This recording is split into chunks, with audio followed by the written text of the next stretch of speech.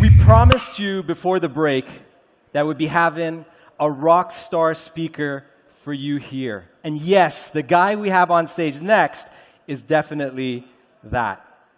He's a serial entrepreneur, a 5-time New York Times best-selling author, and a social media sensation with more than 12 million followers across the various platforms. How cool is that? He has fans around the globe, and we're so glad that his first appearance in the Middle East is right here in Sharjah.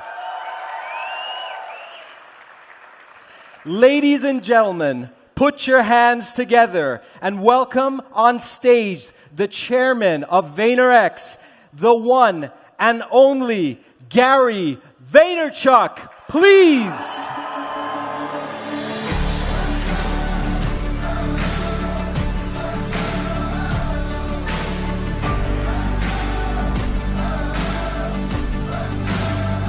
Kill him, brother. Raise the roof! Come on! Thank you. Thank you. I love you very much. Sharjah, I'm so excited to be here. Thank you for having me.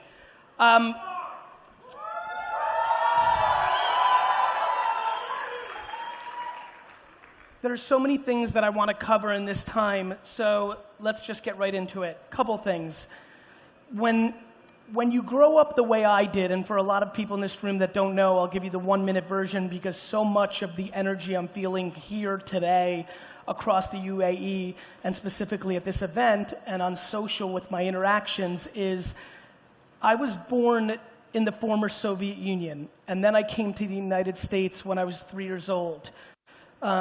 My father worked every minute. I really didn't get to spend a lot of time with him until I was 14, 15 when I worked in the liquor store that he started working at for $2 an hour as a stock boy and eventually saved all his money and bought a store in Springfield, New Jersey. I was a product of the 1980s and 1990s in America, which I think when people look back on will be the golden era of education, and what college you went to basically meant who you were going to be in the world. In the face of education being the only way out in the 80s and 90s, especially for an immigrant, my mother created a framework that allowed me to flourish against my own DNA, my self-awareness, who I was, which was a DNF student, the worst grades that you could get in school, but also was a child that on summer day vacations or when it snowed or whatever was happening, I was always looking to be an entrepreneur. If it snowed in New Jersey, I was ringing doorbells looking to get money to shovel snow. If it was hot outside, I was setting up a lemonade stand to sell lemonade. From the beginning of my life, I was put in a position, luckily, based on where I was and who was parenting me, to actually lean into my strengths and the things that I was passionate about. You know, it's very interesting what I'm actually thinking while I stand here, which is, here we are 20 years, 30 years later from that boy, where now entrepreneurship gives me the luxury, gives me the honor to come to all places around the world, and people treat me with admiration and respect and kindness. Ironically, the explosion of entrepreneurship and events like this and movements like this don't excite me as much as most people think. I, of course, am a student, a product, and a humongous advocate of entrepreneurship. However, that is completely secondary to my passion around self-awareness and happiness. It is my great concern that the framework, the world that has put me on a pedestal, entrepreneurship, is going to blind some of you in this room who are actually unbelievably capable to be a number 2, a number 3, a number 7 within an organization, but believe in the hype that the only way to win, or more importantly, what's cool now, is to be a founder. I encourage every single person here who has the stomach and the mindset for entrepreneurship. But I implore you, if you take anything from my keynote today, please go home and look yourself in the mirror and start having unbelievably honest conversations with yourself about who you are versus who you wish you were. Today, entrepreneurship in 2018, 2019, across the world is put on a pedestal. I promise you, today, I walk into an event like this and everybody wants a selfie and I get treated this way and it's unbelievable. But I promise you, as I stand here, I am very mentally prepared for 2027 when the global economy collapses and I start getting blamed for teaching or telling you to do entrepreneurship when your startup failed. For me, this is my life. When it wasn't cool, now while it's cool, and in a decade when it won't be cool again. I want that for you, because when you do what you were meant to do, when you're able to put 2 fingers in your ears and hear nothing, not the hate or the negativity, but equally not the admiration and the accolades, you're playing within yourself. You're playing within yourself. My great fear around the world is how many people here are not playing for themselves. They're playing for their parents, they're playing for their friends. The things they buy, the things they start, the way they live are predicated on other people's opinions, not themselves.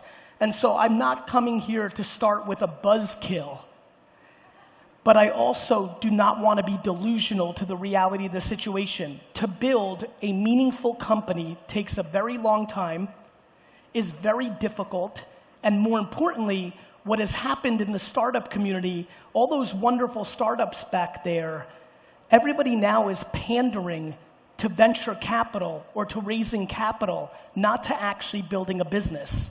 Every day. Thank you. It's important. And thank you so much for jumping on that. It's important because let me tell you why in 2006, 7, 8, 9, I was taking all of my money and investing in Tumblr and Facebook and Twitter and Uber and all these things that I did very well with, and why over the last 4 years I've invested very little, very carefully, because there's a disconnect right now and there's illusions of the reality. If you stand here or sit here today and there is nothing that you could think about other than building a business, because the process of building a business is your happiness, not what a successful business allows you to buy, well then you're a purebred entrepreneur. Somebody asked me today in an interview, what do I do with my downtime? I told them that I start other businesses. It's all I know. It's who I am. It's the same way when I see a teacher or an artist or anybody, when I can see through their soul that they were meant to cook or paint or build or whatever it may be, I get such happiness. It's the same reason that people that I went to school with who make $53,000 a year, but I know they're so happy because it's what they want. They want to be home at 5 p.m. They want to be on multiple sports teams. They want every weekend off. They don't want the pressure. Let me talk about pressure real quick. Can I tell you why I stand here in this incredible event where entrepreneurship is being put on this pedestal, something I dreamed of my whole life that would eventually be cool, and I start my conversation with heavy levels of practicality? It is because this is the thing I most fear. When the last regime, school, had its day, you could get good grades, fake environment, very easy to manipulate. You could go work in a company, and if that company fired you or didn't do well, you had somebody to blame. You did not have to take any of the responsibility or have the scarlet letter of losing because you were part of a machine. The greatest thing about being a CEO, founder, entrepreneur is that when there is success, you get a disproportionate amount of the credit. The problem with entrepreneurship is when it fails, you have nobody to blame. One of the things that I'm most worried about is when you are a purebred entrepreneur, you don't care about losing. The process is your religion. Running the company is your oxygen. When you are not, and you're doing it for everybody else or because it's cool, when you fail, you will have no place to hide, and your loss will be very public and unavoidable. The reason I put so much pressure on people being self-aware is if you're a natural number 2, 6, 13, or 27, the negatives of being a number 1 are overwhelming and very difficult to quantify. You have to ask yourself today that when your business fails, are you okay with the judgment of your family, friends, your social media followers, and the entire world? And if you are, then you can move on your merry way. But if you are not, one of the great ramifications of this golden era of entrepreneurship is going to be the enormous amount of depression and mental illness when 99% of the businesses fail. That concerns me.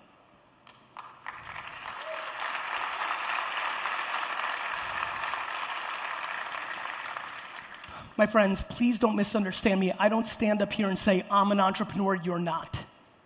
I say that what this phenomenon has taught me, where I can go to the most amazing places on earth and many people know who I am, is that my timing for what I loved worked out. I take no pride in that. I understand that it's circumstantial. But I also know that this is why I'm so desperate for you to stick to your guns around your passion. Maybe you actually love playing video games more than starting an app company. When I was growing up, playing video games was a waste of time. Today, I think we can all agree, a professional esports superstar for the next 50 years, probably behind proper football and basketball, is going to be the biggest athlete in our world. This is nothing you could see 7 or 10 years ago. You owe it to yourself to make sure that you're building a company around what you love, not because cryptocurrency is the current fad. When you chase money, you lose, always and forever, even when you achieve the money. This is how humans are wired. And so we have to have dramatically more thoughtful conversations around entrepreneurship, startup culture, and what's actually happening in the world. Because right now, most of the unicorns are just rhinoceroses in disguise.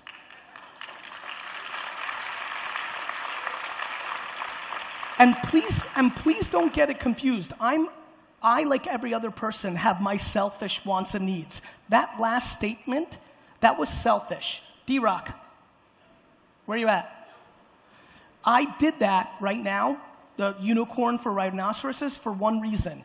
I know that 95% of the successful internet companies that we all put on a pedestal are so over-leveraged against the reality of their business that when there is an economic slowdown or collapse and they can't raise capital against a ridiculous valuation, they will disappear. Not because I'm smart, it's because I'm old. The one great thing about being 43 is I've lived through 3 collapses. A lot of people, how many people here under 32 years old? Raise your hands. Jeez. The biggest gift and the biggest vulnerability is that you're 32, right?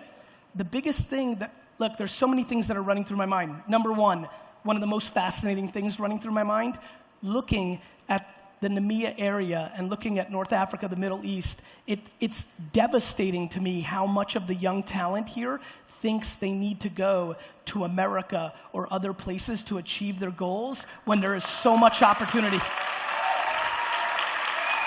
I mean it. And if you're like me and you love your family, I wasn't even willing to move to Los Angeles because I needed to be close to my mom and dad. The thought of going to another part of the world when the disproportionate opportunity is doubling down on your region is fascinating to me. it's a credit to the thing I most care about, which is brand building. America's great achievement in the last 100 years is using Hollywood to build its brand. Please do not get confused. There is so much opportunity within a square mile of your home, let alone the rest of the region, that you do not need to be naive and think you need to go somewhere to achieve your goals, because I'm jealous that I'm not under 32 sitting here with the outlook that I have. When you look at the mobile penetration, the percentage of the youth, when you just look at the sheer opportunity that is in the general region, it's extraordinary. Too many people underestimate what's in front of them and overestimate what's outside of them. I mean it.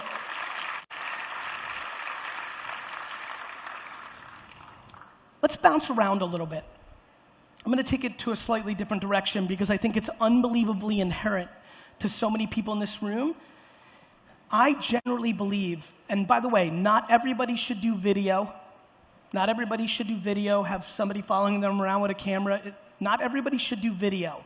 However, if you're sitting here in the room, front row, last person back there, if you are not producing content for the world on the internet, whether that's because you're a tremendous writer and you can write on your own blog, on Medium, on LinkedIn, on Facebook, pictures because you're unbelievably visual, you can take a beautiful photo and then write a wonderful 3 or 4 sentences on your Instagram post. If you're stunningly handsome and charismatic and you can do video, please, but if you are great at talking but uncomfortable in front of a camera and you have to do audio in podcast form, please understand my biggest truth here today, which is if you are not sharing your thoughts, your process, your journey, your progress to achieving your goals, the stories you want to tell about your startup, product, service, if you are not communicating to the world, and if you're not thinking about what's valuable to them, not what's valuable to you when you communicate, and that is a very big point, I'll say it one more time. If you are not communicating to the world, and when you're communicating, if you're not thinking about what's valuable to them versus what you're putting out for yourself, you are basically irrelevant in a 2019 world. As much as it may be difficult for many in this room, if you are not living through here, you are not known. This is the game. Unfortunately or fortunately, I don't know how you see technology advances. I'll surprise you. I'm not so pro technology revolutions. I'm just practical. My friends, at 18 years old, at 18 years old, had spent less than 2 hours on a computer in my entire life. I am not fascinated by technology at all. 3D printing, I don't care if you make 80% of your homes 3D printed. I'm not passionate about that. VR, AR, blockchain, all of it, not really passionate to me. I'm passionate about communication.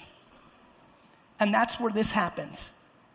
If you are underestimating this, and when I say underestimating this, if you have not made a significant commitment to producing content for the one of 7 apps or websites that 80% of this entire region spends a disproportionate amount of time penetrating and listening and consuming, you are becoming vastly, vastly irrelevant. So if you leave with anything from this talk, number 1, please lean into self-awareness. There is so much delusion running through this conference and this region and this world. It's devastating because it will not end well. Number 2, once you establish that self-awareness, you must speak. Everybody speaks differently. Through pictures, words, audio, video, but you must speak. You must speak because that is absolutely the leverage that you sit with. We're sitting in a time right now where across this region, there's so much opportunity. There's so much attention in a YouTube, Snapchat, Instagram, Facebook, Twitter world. It's unparalleled. There's never been a time where every person in this room with nobody in the middle has the ability to reach anybody they want. My friends, Actually, how many people over 40 in this room? Raise your hands. Over 40. I wish, and I'm sure I'm looking at a bunch of you right now, there's a complete misunderstanding of the disproportionate opportunity that everybody in this room has. All of us who are over 40 dreams that we entered a world with this many options. We were stuck in the machine where there was one or two paths. There was no options. You were crippled by options. You are crippled by options. Which now leads me to the most important part of this conversation. The number one thing that I think about every day is, why do people live their lives based on other people's opinions? The number one thing that I really want to have, how many people here under 30? One more time, raise your hands. Man. The number one thing I wish for everybody who just raised their hand is my ability to spend a 2-hour dinner with your parents. In that dinner would be the most interesting insight. Especially regions like this, it is fascinating how many people are dealing with the pressures of what their parents want them to do versus what you want to do. This, woo is right. And the reason you're wooing and the reason that I'm most fascinated is I am fascinated by watching parents parent their children in the exact way that they hated their parents parented them. It's remarkable to watch. You would think somebody who was forced to go to university and become a doctor, lawyer, engineer, banker, all that pain and anguish that those years created, you would think that they were capable of not repeating it.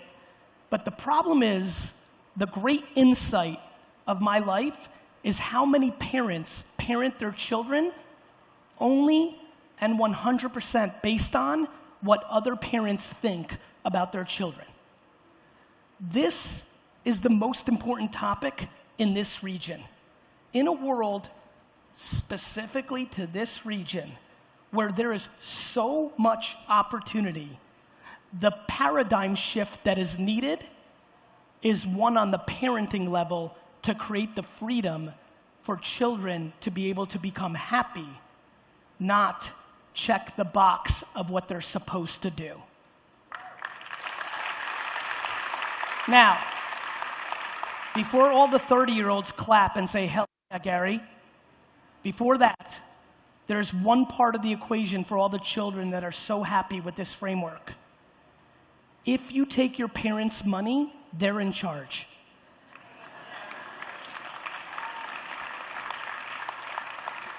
So I love to talk about you should go do your thing. You should live your life for you. I'm passionate, and I believe this, that I'd much rather most of you have 2 or 3 years where you're fighting with your parents, but then have 50 years of happiness because you're not living with regret. I'm passionate about that.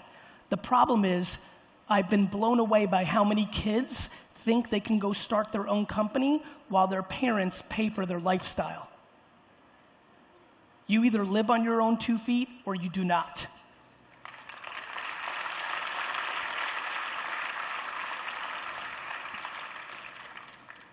"99% of the startups back there will fail. 99, 97. The amount of people that ever achieve a business that does $1 million a year in revenue is almost non-existent. Yet, we live in a world now where everybody thinks 50% of people are going to build a billion-dollar company. Optimism is foundational for entrepreneurship. Unless you are blindly optimistic of your idea, you'll never get it off the ground because everything around you will say no. Delusion is the great vulnerability of startups and entrepreneurs. Being practical and realistic and being optimistic is very feasible. Unfortunately, it is rare. If I could ask anything, how many people here have a startup or an entrepreneur? Raise your hands. If I could ask anything of those, please start converting your business into something that actually makes money, not is in the need of funding. Because when you look at the framework of what's happening globally, we can't survive this much longer being this globally over-leveraged. And when it falls hard. It fell hard in 2007 and 8. You guys know. It fell hard in 2001. It falls hard, and this is the most over-leveraged we've ever been. And so, please, if you leave with anything besides self-awareness, please leave with, am I prepared to turn my business in something that generates profit? Not is checking the box for the amount of users or CAC or LTV or monthly downloads or all the things that venture capitalists and funding wants you to do in a game where those people are playing a very simple game. You have to understand what investing is about. They need to push every one of their products very hard, because if one gets through, it pays for everybody else. The problem is, if you're one that got pushed too hard and didn't build an actual business, you didn't win. The fund won because one of the 50 companies did. We need a call to practicality. We need a call to practicality in our ecosystem, because without it, the outcome is always ugly. Also, when you've had such a long period of global, and I know there's different markets and I understand, but global prosperity at this level, without any fiscal accountability, it's just a matter of time. So my call this morning, this afternoon, is a couple things. Is this really the game you want to play? Because let me remind you, I'm awfully jealous a lot of my friends who were number 3, 7, 20, and 41 at Facebook and Uber and all the other companies that did well. Number 2, how practical is your business? Have you succumbed to the jargon of startup world, where everything is about users and viewability and CAC and all these terms that have nothing to do with, are you making more money than you're losing every month? Let me tell you how much talent it takes to lose money every month consistently. 0. It takes 0 talent to lose tens, if not hundreds of thousands of dollars every month while you're building to your exit. It looks good on a chart, except the chart isn't real. So what does that lead me to? That leads me to the opportunity.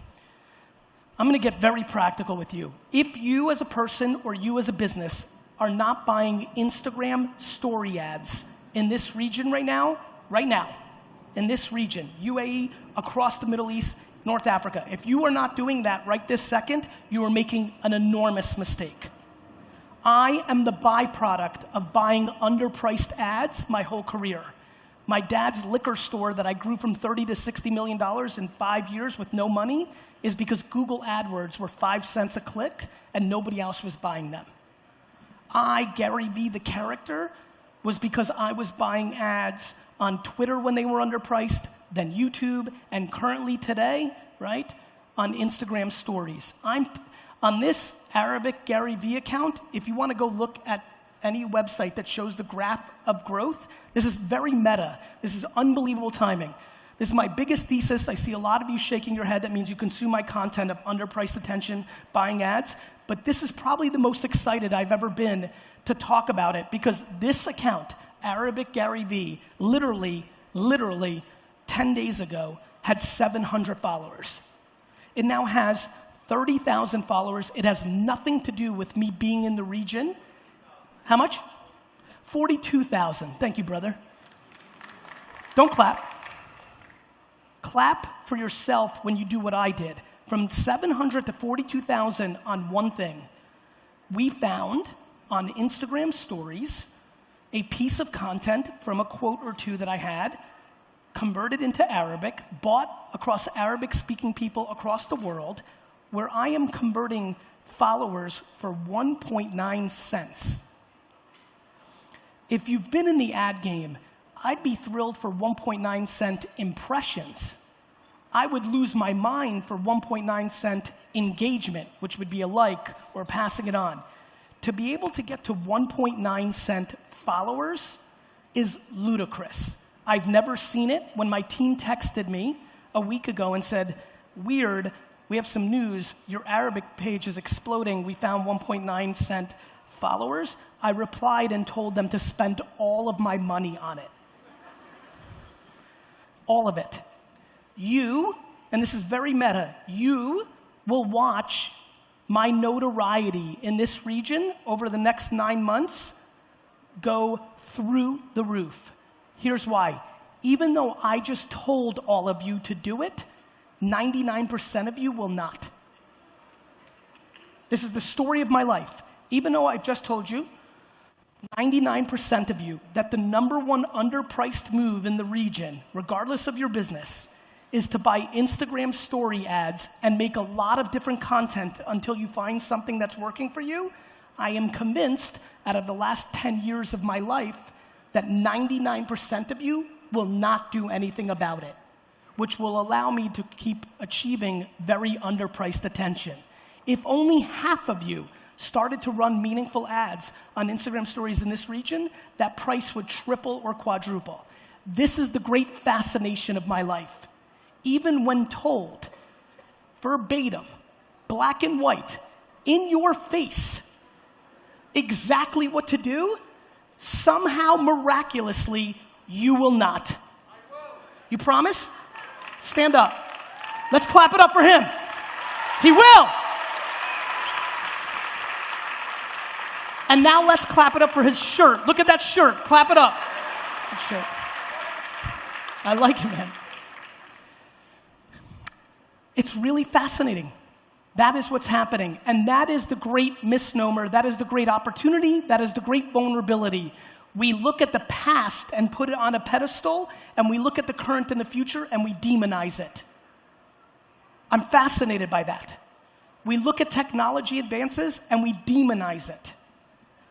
Yet, it is the only place we're going. In America, a very big trend, especially for affluent parents on the coasts, is to limit the time their children are on technology. I want my children to only live on technology. Thanks, Mom. The reason I do that is because that's the world my kids are going to live in. The horses are not coming back. I am fascinated by people's inability to lean into the current. Like, who calls anybody anymore? How many people here, tell the truth, by show of hands, get mad when somebody actually calls them now? Raise your hand. Stand up. Stand up if that's it. Stand up. Please. I just want you to stand up. I want to see this visual. Stand up. I'm going to give you another second. Don't lie. Stand up if you were actually bothered by somebody calling you. Stand up. Tell the truth. Just look around. Everybody look around. This was the most common way we talked 6 years ago. Please sit. We are now literally, if somebody calls you, you look at it and you're like, hello, Mom, why are you calling me? This is because the #1 thing that I trade on is time. Friction is the biggest vulnerability. For a lot of people in the internet business, this is why UX, UI, design, all this stuff matters so much.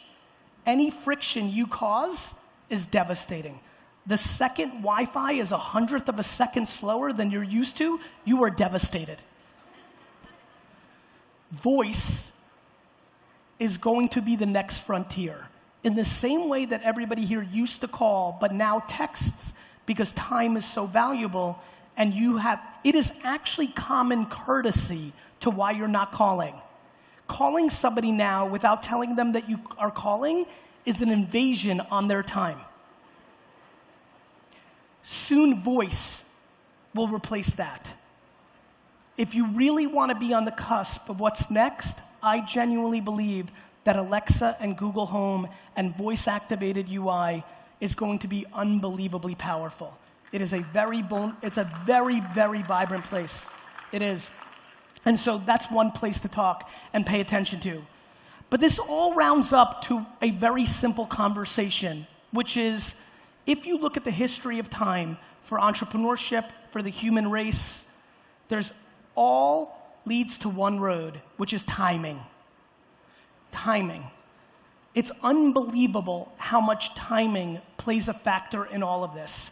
So many people back there and in your heads are playing too much in the future. 3 years ago, all my friends spent all their money on VR, virtual reality. Meanwhile, I didn't know one person who spent an hour on virtual reality a month consistently, right? So many people talk about the future, timing. Of course, AR, machine learning, VR, all this stuff is coming.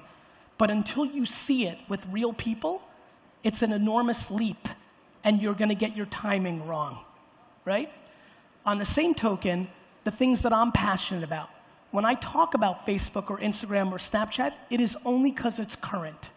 In 4 years, I will sit on stages like this, and I will laugh at everybody here buying Instagram story ads because the market will catch up, and thus it will become overpriced. Both demand for the ads will rise, so the price will go up, and you'll stop paying attention because more ads will show up. This timing, this trading, this pulse is the single most important thing once you understand who you are. Please start paying much bigger attention to consumers' behaviors, to timing. I was interviewed right before I came up here, and the nice woman said, "Who do you pay attention to? Who do you listen to?" And I said, "Nobody. I don't read books. I don't listen to podcasts. All I do is read you." Tonight, when I'm at the airport on my way home, I am going to look at the hashtag of this event, and I'm going to see what you had to say about the event. I'm going to see what you had to say about me, about the opening keynote. After, I consume you. If you want to win in a consumer product, not B2B, if you want to win in a consumer product, I highly recommend you start training yourself to read the consumer, not a thought leader's point of view on the consumer. I would far prefer that you read every comment about your content and your space's content versus watching my content every day of the week. The reason I have had such a successful career is because I don't guess. I do the work, then I execute, then I talk about it quickly. That is my career.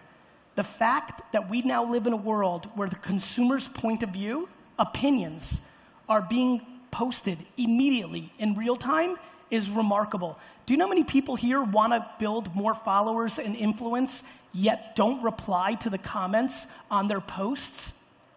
The sheer audacity that you want to get bigger with the world, yet you don't have the time to reply or thank the 13 people that give a crap about you now is laughable. The quickest way I know somebody's not on their way to being an influencer is based on their behavior with their community publicly. Please invest back into the people that invest in you.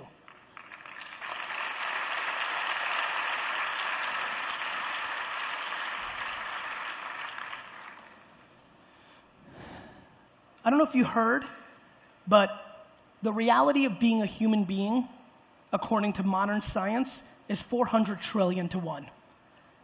If you follow me for the last couple of years, you know I'm obsessed with this because I can't wrap my head around it. As somebody who likes math as much as they like art, the sheer thought that it is 400 trillion to 1 to become a human being is almost difficult for me to swallow and leads me to my final point, which is mindset. If you are sitting here and you are not driven 100% on gratitude, you are misunderstanding how impossible it is to even be a human being. It's true. The fact that you could have been a rhinoceros or a tree or a ladybug, it is so remarkable to me how people have not quantified the most basic thing. How I sit here, I stand right here in front of you, driven 100% on gratitude. I am so thankful to even get the chance to do anything, let alone what I'm doing.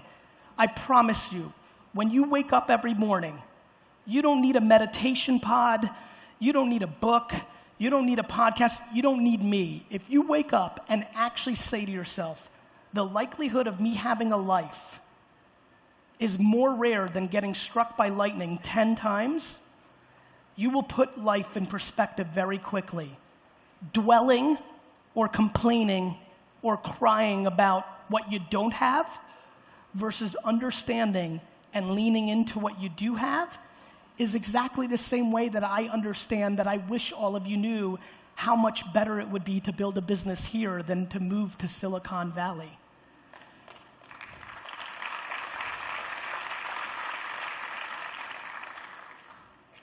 There's no money, there's no accolades, there's no awards, there's no amount of followers that can subsidize actual happiness. Actual happiness starts very internal. It starts with how you see the world. It then leads into who are you listening to, and then it goes into your actions. The fact that 85% of this audience raised their hands and they're under 30, which makes me know that they're gonna live 3 more full lives based on modern medicine, makes me desperately try to push everybody here for perspective and patience. And right now, everybody's going way too fast, wants everything way too fast. And if I could get you to slow down and pay attention, then I would scratch the itch. And I stand here, not only driven by gratitude, but I stand here today, my friends, driven by guilt. I have I mean this, an enormous level of guilt of how lucky I was to be born with nothing, to grow up with nothing, to have to earn everything for myself, and most of all, to have parents that put me in a position to listen to myself and nobody else. I wish that on all of you. I wish you nothing but health and happiness, and please, please, rewind this talk, because if you follow even a percentage of the blueprint, I think something good will happen. Thank you very much.